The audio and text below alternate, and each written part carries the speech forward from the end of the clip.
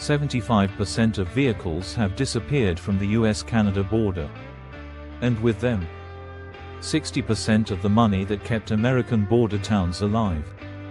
This isn't a recession, it's Canada saying, "We're done."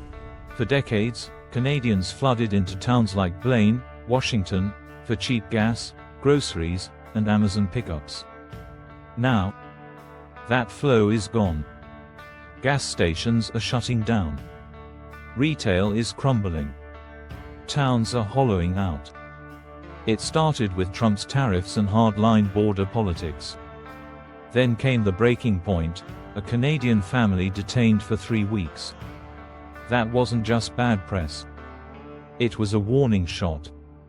And Canadians heard it loud and clear. Blaine is ground zero. Amazon pickup lockers are gone. Empty storefronts line the streets. Local tax revenue down. Way down. And the younger generation, they're leaving. Senator Patty Murray visited Blaine, floating tax incentives and revitalization plans. But these towns don't need more speeches. They need action. Because while Washington drags its feet, border towns are bleeding out. Calais, Maine. Same story.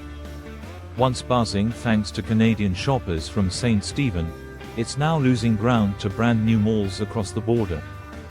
Flashier, cheaper, and, most importantly, Canadian.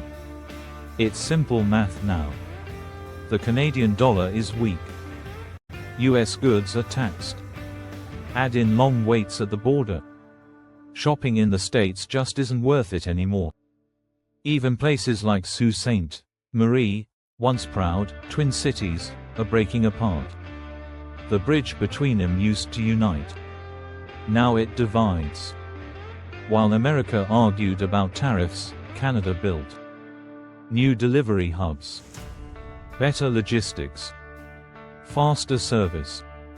Now, Canadians can get everything they need, without crossing the border once. Canada Post, Purolator, local couriers, they all stepped up. Backed by federal support, Canadian consumers are spending more at home than ever before. Even if tensions cool, cross-border habits may never return. Why deal with delays and dollar drops when everything is right next door? And the ripple effect is growing. US wheat exports collapsing. In just 3 months, nearly 40% of American wheat sales to Mexico and the Philippines vanished. Why? Delays at ports, ICE raids, constant customs changes. Buyers need reliability, and the US isn't offering it. Analysts say US wheat isn't too expensive, it's too risky. And in 2025, risk kills business. Canada saw the gap and pounced. They cleaned up traceability, signed smart trade deals, and got their wheat into Europe tariff-free. In fact, Canadian wheat exports to Europe jumped more than 40%. Italy's pasta makers, they're now buying Canadian. Not because it's cheaper, but because it's dependable. And it's not just exports. Tourism is vanishing too.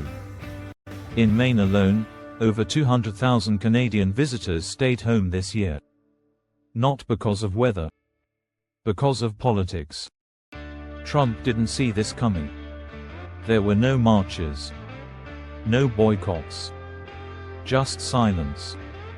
Canadians simply stopped showing up, and stopped spending. Governor Janet Mills begged, "Don't punish your friends." But this isn't about punishment. It's about dignity. This boycott is quiet. But it's real. Every missed trip, every empty gas station, every shuttered shop, it's all part of the same message. Enough is enough. Trump's America First didn't just isolate the US from its rivals. It alienated its allies. It's costing jobs, families, communities. Canada didn't just step back. They stepped up. They found strength in self-reliance. And now, They're winning a trade war the US never expected to lose. So the next time someone asks, who won the trade war?